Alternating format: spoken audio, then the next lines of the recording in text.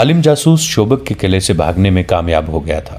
اسے کانفرنس میں ہتھکڑیوں میں پیش کیا گیا تھا۔ اس پر الزام یہ تھا کہ اس نے غلط اطلاع دے کر مسلمانوں کو فائدہ پہنچایا اور ان کی فتح کا باعث بنا ہے۔ اس نے ایک بار پھر بیان دیا کہ اسے یہ اطلاع کس طرح ملی تھی کہ سلطان ایوبی کرک پر حملہ کرے گا۔ اس نے یہ بھی کہا کہ اگر اس کی اطلاع میں کوئی شک تھا تو متعلقہ محکمے کو اس کے مطابق عمل نہیں کرنا چاہیے تھا۔ اس کے اس بیان پر ہرسن سے پوچھا گیا کہ اس نے جاسوسی کے ماہر کی حیثیت سے کیوں تسلیم کر لیا تھا کہ اس جاسوس کی لائی ہوئی اطلاع بالکل صحیح ہے۔ ہرسن نے کہا، مجھے اس ضمن میں بہت کچھ کہنا ہے۔ میں یہ دعویٰ کر سکتا ہوں کہ میں جاسوسی اور سراغ رسانی کا ماہر ہوں، مگر کئی مواقع ایسے آئے ہیں جن میں میری مہارت اور میری جاسوسوں کی محنت اور قربانی کو نظر انداز کیا گیا ہے۔ اس کا نتیجہ یہ ہوا کہ میری مہارت فوج کی مرکزی کمان کے حکم یا کسی بادشاہ کے حکم کی نظر ہو گئی۔ اس کانفرنس میں 3 حکمران موجود ہیں اور ان کی متحدہ کمان کے اعلیٰ کمانڈر بھی موجود ہیں، اور جبکہ ہم اتنی بڑی شکست سے دوچار ہوئے ہیں جس میں شوبک جیسا قلعہ ہاتھ سے نکل گیا ہے، اس کے ساتھ میلوں وسیع علاقے پر مسلمانوں کا قبضہ ہو گیا ہے، سال بھر کی رسد اور دیگر ساز و سامان دشمن کے ہاتھ لگا ہے اور شوبک کی پوری آبادی مسلمانوں کی غلام ہو گئی ہے۔ میں آپ کی خامیہ اور احمقانہ حرکتیں آپ کے سامنے رکھنا اپنا فرض سمجھتا ہوں، اور میں آپ سب کو بصد احترام یاد دلاتا ہوں کہ ہم سب نے صلیب پر حلف اٹھایا ہے کہ صلیب کے وقار کے لیے اپنا آپ قربان کر دیں گے۔ اگر آپ میں سے کسی کے ذاتی وقار کو ٹھیس پہنچے تو اسے صلیب کا وقار پیش نظر رکھنا چاہیے۔ ہرسن کی حیثیت ایسی تھی کہ کونارڈ، گے آف لوزنیان اور شاہ اگسٹس جیسے خودسر بادشاہ بھی اس کی بات رد کرنے کی جرت نہیں کرتے تھے۔ جاسوسی کا تمام تر نظام اس کے ہاتھ میں تھا، اس میں تباہ کار جاسوس بھی تھے۔ ہرسن کسی بھی حکمران کو خفیہ طریقے سے قتل کرانے کی ہمت اور اہلیت رکھتا تھا۔ اسے اجازت دے دی گئی کہ وہ اپنا تجزیہ پیش کرے۔ میں یہ سمجھنے سے قاصر ہوں کہ دشمن کے راز معلوم کرنے کے لیے اور اس کی کردار کشی کے لیے صرف لڑکیوں پر کیوں بھروسہ کیا جا رہا ہے؟ اس نے پوچھا۔ اس لیے کہ عورت انسان کی بہت بڑی کمزوری ہے، کسی حکمران نے کہا۔ کردار کشی کا بہترین ذریعہ عورت ہے، خواہ وہ تحریر میں ہو یا گوشت پوست کی صورت میں ہو۔ کیا تم اس سے انکار کر سکتے ہو کہ عرب میں بہت سے مسلمان امراء، قلعہ داروں اور وزراء کو ہم نے عورت کے ہاتھوں اپنا غلام بنا لیا ہے؟ لیکن آپ یہ نہیں سوچ رہے کہ اس وقت مسلمانوں کی حکومت فوج کے ہاتھ میں ہے، ہرسن نے کہا۔ ان کا خلیفہ اپنا حکم نہیں منوا سکتا، فوجی امور میں اس کا کوئی عمل دخل نہیں۔ صلاح الدین ایوبی کی مصر میں حیثیت ایک گورنر کی ہے، لیکن اس نے وہاں کے خلیفہ کو معزول کر دیا ہے۔ ادھر نور الدین زنگی ہے جس کی حیثیت ایک سالار اور وزیر کی ہے، لیکن جنگی امور میں اسے بغداد کے خلیفہ سے حکم اور اجازت لینے کی کوئی ضرورت نہیں۔ لہٰذا یہ پیش نظر رکھیے کہ آپ نے چند ایک امیروں اور وزیروں اور قلعہ داروں کو ہاتھ میں لے لیا ہے تو ان کی حیثیت چند ایک غداروں کی ہے، وہ آپ کو اپنے ملک کا 1 انچ علاقہ بھی نہیں دے سکتے۔ اسلامی سلطنت کے اصل حکمران فوجی ہیں۔ نور الدین زنگی اور سلطان صلاح الدین ایوبی نے اپنے فوجوں کی تربیت ایسی کی ہے کہ آپ لڑکیوں سے اس فوج کا کردار خراب نہیں کر سکتے اور نہ ہی کر سکے ہیں۔ اس فوج کے لیے شراب پینا سنگین جرم ہے، اسلام میں ہر کسی کے لیے شراب حرام ہے۔ اس پابندی کا اثر ہے کہ مسلمان فوجی ہو یا شہری، وہ اپنے ہوش ٹھکانے رکھتا ہے۔ اگر صلاح الدین ایوبی شراب کا عادی ہوتا تو آج مصر ہمارا ہوتا اور صلاح الدین ایوبی شوبک کے قلعے کا فاتح نہ ہوتا، بلکہ اس قلعے میں ہمارا قیدی ہوتا۔ ایک کمانڈر نے اسے ٹوک کر کہا، اپنی بات لڑکیوں تک رکھو، ہمارے پاس مسلمانوں کے اوصاف سننے کے لیے وقت نہیں۔ میں یہ کہنا چاہتا ہوں، ہرسن نے کہا، کہ جاسوسی کے لیے لڑکیوں کا استعمال ناکام ہو چکا ہے۔ گزشتہ 2 برسوں میں ہم بڑی قیمتی لڑکیاں مصر میں بھیج کر مسلمان فوجیوں کے ہاتھوں مروا چکے ہیں۔ لڑکی کے معاملے میں یہ بھی یاد رکھیے کہ عورت ذات جذباتی ہوتی ہے۔ اب لڑکیوں کو کتنی ہی سخت ٹریننگ کیوں نہ دیں، وہ مردوں کی طرح پتھر نہیں بن سکتی۔ ہم انہیں خطروں میں پھینک دیتے ہیں۔ خطرہ بہرحال خطرہ ہوتا ہے اور دل و دماغ پر اثر کرتا ہے۔ بعض اوقات حالات بہت بگڑ جاتے ہیں۔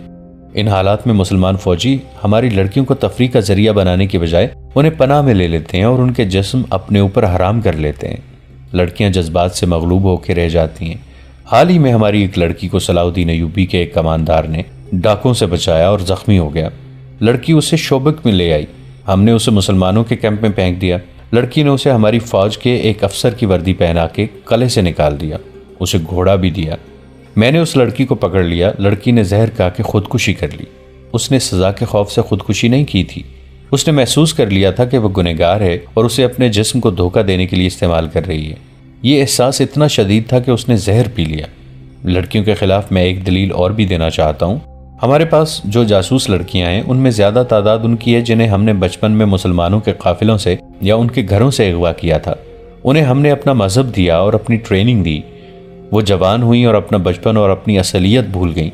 انہیں یاد بھی نہیں رہا کہ وہ مسلمانوں کی بیٹیاں ہیں، مگر ہم نے ان کے صرف نام بدلے، ان کا مذہب اور ان کا کردار بدلا، ان کے خون کو نہ بدل سکے. میں انسانی نفسیات کو سمجھتا ہوں، لیکن یہ میرا تجربہ ہے کہ مسلمانوں کی نفسیات دوسرے مذاہب کے انسانوں سے مختلف ہیں. یہ لڑکیاں جب کسی مسلمان کے سامنے جاتی ہیں تو جیسے انہیں اچانک یاد آ جاتا ہے کہ ان کی رگوں میں بھی مسلمان باپ کا خون ہے. مسلمان کے خون سے اس کا مذہب نکلتا نہیں. تم یہ کہنا چاہتے ہو کہ کسی لڑکی کو جاسوسی کے لیے نہ بھیجا جائے؟ ایک کماندار نے اس سے پوچھا. کسی ایسی لڑکی کو نہ بھیجا جائے جو کسی مسلمان کے گھر پیدا ہوئی تھی.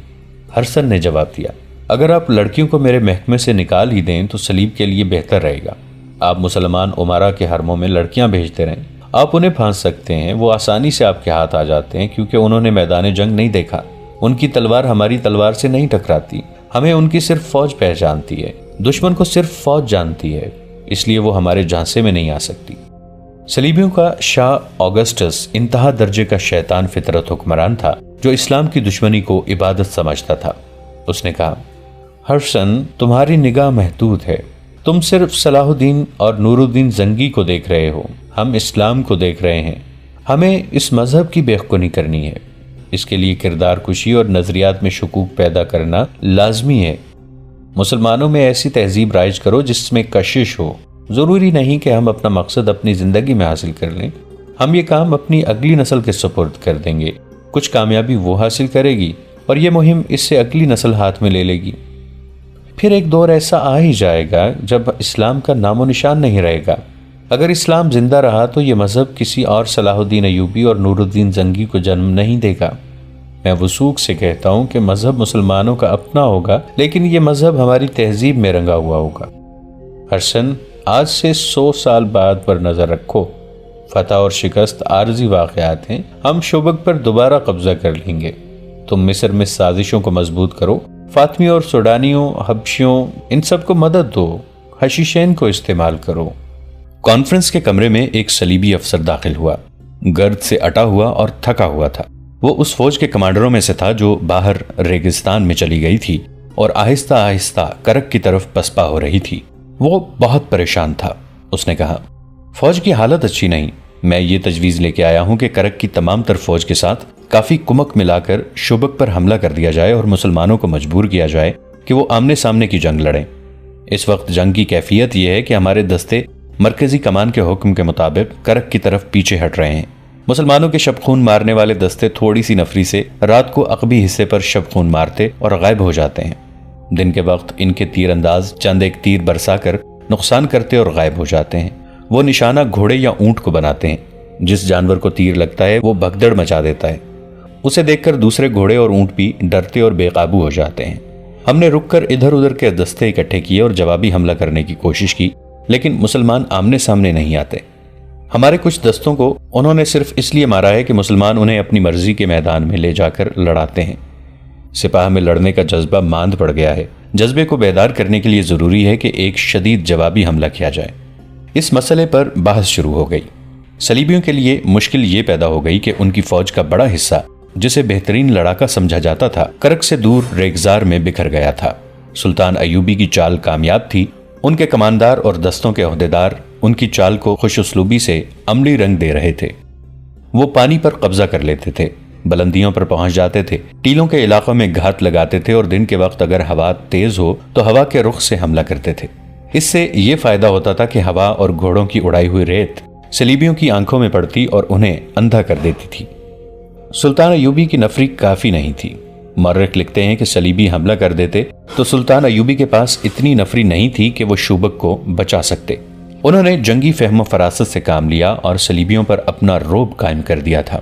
شوبک کے شمال مشرق میں صلیبیوں کی خاصی فوج بیکار بیٹھی تھی. انہیں اس ڈر سے واپس نہیں بلایا جا رہا تھا کہ نور الدین زنگی سلطان ایوبی کو کمک بھیج دیں گے. صلیبی حکمران اور کمانڈر کرک کے قلعے میں بیٹھے ہوئے پیچ و تاب کھا رہے تھے. شوبک میں ایوبی کو یہ مسئلہ پریشان کر رہا تھا کہ صلیبیوں نے حملہ کر دیا تو وہ کس طرح روکیں گے. انہوں نے عیسائیوں کے بھیس میں اپنے جاسوس کرک بھجوا دیے تھے تاکہ صلیبیوں کے عزائم اور منصوبوں سے آگاہ کرتے رہیں. انہوں نے ایسا انتظام کر رکھا تھا کہ انہیں محاذ کی خبریں تیزی سے مل رہی تھیں. انہوں نے شوبک سے اور گرد و نواح کے علاقے سے فوج کے لیے بھرتی شروع کر دی اور حکم دیا کہ قلعے میں فوری طور پر ان کی ٹریننگ شروع کر دی جائے۔ صلیبیوں کے بہت سے گھوڑے اور اونٹ قلعے میں رہ گئے تھے۔ باہر کے دستوں کو انہوں نے حکم بھیج دیا تھا کہ دشمن کے جانوروں کو مارنے کی بجائے پکڑیں اور قلعے میں بھیجتے رہیں۔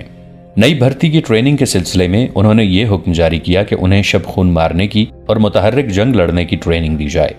کرک میں جو کانفرنس ہو رہی تھی اس میں ہرسن کی اس تجویز کو رد کر دیا گیا تھا کہ جاسوسی کے لیے لڑکیوں کو استعمال نہ کیا جائے۔ البتہ عالم جاسوس کو چھوڑ دیا گیا اور اسے یہ حکم دیا گیا کہ وہ مسلمانوں پر نظریاتی حملہ کرنے کے لیے آدمی تیار کرے۔ اس کے بعد یہ پوچھا گیا کہ شوبک میں کتنی جاسوس لڑکیاں اور مرد رہ گئے ہیں اور کیا لڑکیوں کو وہاں سے نکالا جا سکتا ہے۔ ہرسن نے انہیں بتایا کہ چند ایک لڑکیاں مسلمانوں کی قید میں ہیں، کچھ نکل آئی ہیں اور کچھ لاپتہ ہیں۔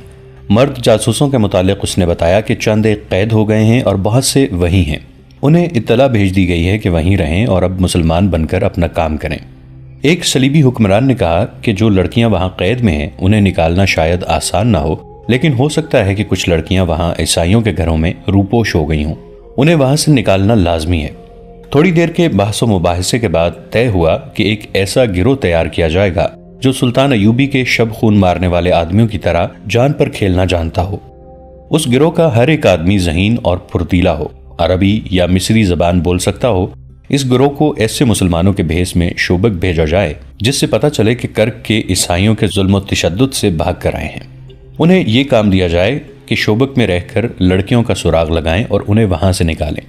اس کام کے لیے وہ جرائم پیشہ آدمی موزوں رہیں گے جنہیں ان کی خواہش کے مطابق جیلوں سے نکال کر فوج میں لایا گیا ہے۔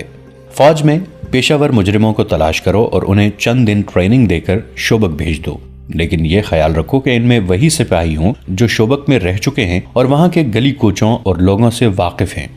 یہاں یہ مسئلہ پیدا ہوا کہ یہ جرائم پیشہ آدمی اس خطے کی زبان نہیں جانتے۔ اس کا یہ حل پیش کیا گیا کہ زیادہ تر ایسے آدمی بھیجے جائیں جو وہاں کی زبان جانتے ہوں۔ متعدد مورخین نے شوبک کی فتح کو کئی ایک رنگ دیے ہیں۔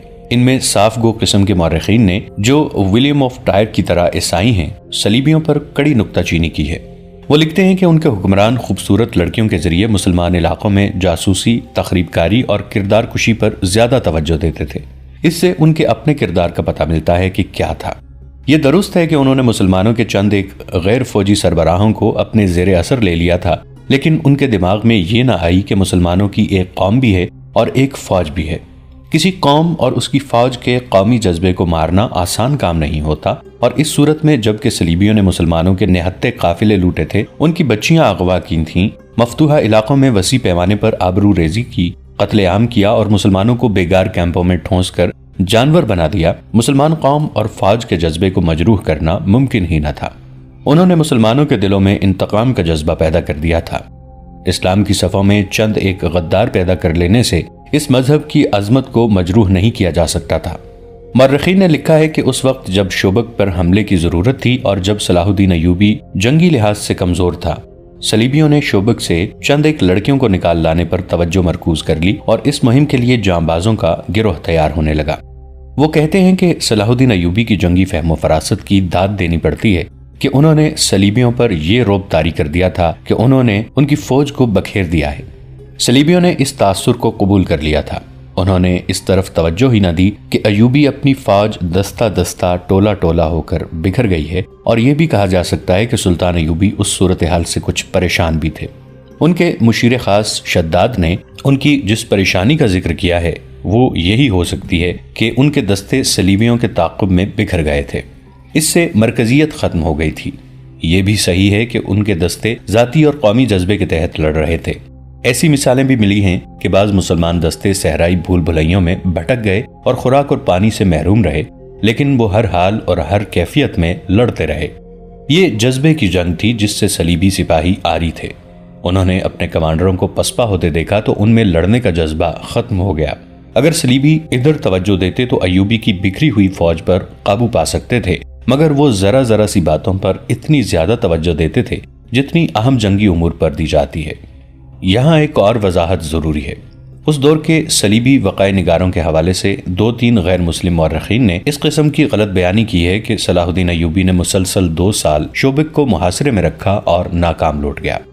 انہوں نے اس کی وجہ یہ بتائی ہے کہ نور الدین زنگی اور صلاح الدین ایوبی کے درمیان غلط فہمی پیدا ہو گئی تھی۔ زنگی کو ان کے مشیروں نے خبردار کیا تھا کہ ایوبی مصر کو اپنے ذاتی تسلط میں رکھ کر فلسطین کا بھی خود مختار حکمران بننا چاہتا ہے، وہ فلسطین پر قبضہ کر کے زنگی کو معزول کر دے گا۔ یہ مورخین لکھتے ہیں کہ نور الدین زنگی نے اس بہانے شوبک کو اپنی فوج روانہ کر دی کہ یہ سلطان ایوبی کے لیے کمک ہے، لیکن انہوں نے اپنے کمانڈروں کو یہ ہدایات دی تھی کہ وہ شوبک کے جنگی امور اپنے قبضے میں لے لیں۔ چنانچہ یہ فوج آئی۔ سلطان ایوبی سے کسی نے کہا کہ نور الدین زنگی نے یہ فوج ان کی مدد کے لیے نہیں بھیجی بلکہ ان کی مرکزی کمان پر قبضہ کرنے کے لیے بھیجی ہے۔ یہ سن کر سلطان ایوبی دل برداشتہ ہو گئے اور وہ شوبک کا محاصرہ اٹھا کر مصر کو کوچ کر گئے۔ عیسائی مورخین نے زنگی اور ایوبی کی اس مفروضہ چپقلش کو بہت اچھالا ہے، لیکن ان مورخین کی تعداد زیادہ ہے جنہوں نے یہ ثابت کیا ہے کہ سلطان ایوبی نے 1.5 ماہ کے محاصرے کے بعد شوبک کا قلعہ لے لیا تھا۔ البتہ یہ پتہ بھی ملتا ہے کہ صلیبی تخریب کاروں نے نور الدین زنگی کو سلطان ایوبی کے خلاف بھڑکانے کی کوشش کی تھی جو کامیاب نہیں ہو سکی۔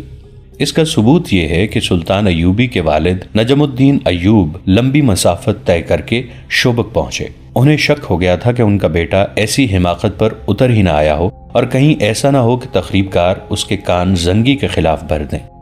بہاؤالدین شداد اپنی یادداشتوں میں رقم تراز ہیں۔ وہ کہتے ہیں، اپنے والد بزرگوار کو دیکھ کر ایوبی بہت حیران ہوا، ان کے گھٹنے چھو کر مصافحہ کیا اور سمجھا کہ والد محترم اسے فتح کی مبارکباد دینے آئے ہیں، مگر انہوں نے بیٹے کو پہلے الفاظ یہ کہے، کیا نور الدین زنگی جاہل ہے جس نے مجھ جیسے گمنام اور غریب آدمی کے بیٹے کو مصر کا حکمران بنا ڈالا ہے؟ کیا مجھے یہ سننا پڑے گا کہ تیرا بیٹا ذاتی اقتدار کی خاطر سلطنت اسلامیہ کے محافظ نور الدین زنگی کا دشمن ہو گیا ہے؟ جاؤ اور زنگی سے معافی مانگو۔ بات کھلی تو معلوم ہوا کہ سلطان ایوبی کا ذہن صاف ہے اور نور الدین زنگی سے کمک مانگنے والا ہے۔ نجم الدین ایوب مطمئن ہو گئے اور واضح ہو گیا کہ یہ صلیبیوں کی تخریب کاری اور عیاری ہے۔ سلطان ایوبی نے اپنے خصوصی قاصد اور معتمد فقیہ عیسیٰ الحکاری کو اپنے والد محترم کے ساتھ رخصت کیا اور الحکاری کو نور الدین زنگی کے نام ایک تحریری پیغام دیا۔ اس کے ساتھ شوبک کے کچھ تحفے بھی بھیجے۔ انہوں نے لکھا، بیش قیمت تحفہ شوبک کا قلعہ ہے جو میں آپ کے قدموں میں پیش کرتا ہوں۔ اس کے بعد خدائے عز و جل کی مدد سے کرک کا قلعہ پیش کروں گا۔ اس پیغام میں سلطان ایوبی نے واضح کیا تھا کہ صلیبیوں کی تخریب کاری سے خبردار رہیں اور یہ نہ بھولیں کہ کچھ مسلمان امراء بھی اس تخریب کاری اور سازشوں میں صلیبیوں کا ہاتھ بٹا رہے ہیں، ان کی سرکوبی کی جائے۔ اس پیغام میں سلطان ایوبی نے شوبک کی اس وقت کی صورتحال اور اپنی فوج کی کیفیت تفصیل سے لکھی اور کچھ انقلابی تجاویز پیش کی۔ انہوں نے زنگی کو لکھا کہ ان حالات میں جب دشمن ہماری سرزمین پر قلعہ بند ہے اور وہ میدان جنگ میں ہمارے خلاف سرگرم ہے اور زمین دوز کارروائیوں سے بھی ہمارے درمیان غدار پیدا کر رہا ہے، میں اس نتیجے پر پہنچا ہوں کہ ہماری غیر فوجی قیادت نہ صرف ناکام ہو گئی ہے بلکہ سلطنت اسلامیہ کے لیے خطرہ بن گئی ہے۔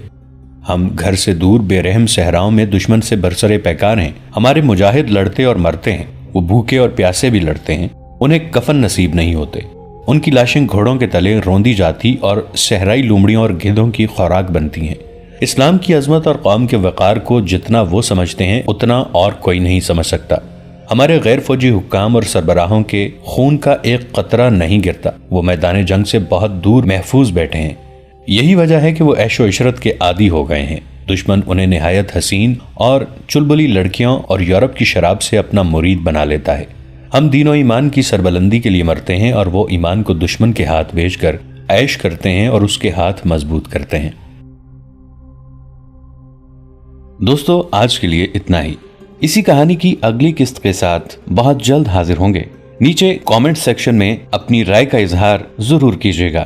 ہمارے اس چینل کو سبسکرائب کر کے نیچے موجود بیل آئیکن کو بھی ضرور کلک کیجیے گا۔ اگلی ملاقات تک کے لیے ہمارا اور آپ کا اللہ نگہبان۔